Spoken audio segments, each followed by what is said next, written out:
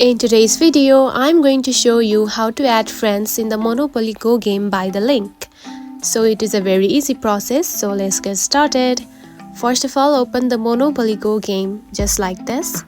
After opening the app, you will see something like this on your home screen. Now to add the friends, tap on to friends option right here at the bottom, just like this. Then here you can find the add friends option. Now to add friends by the link, tap on to invite option right here, just like this.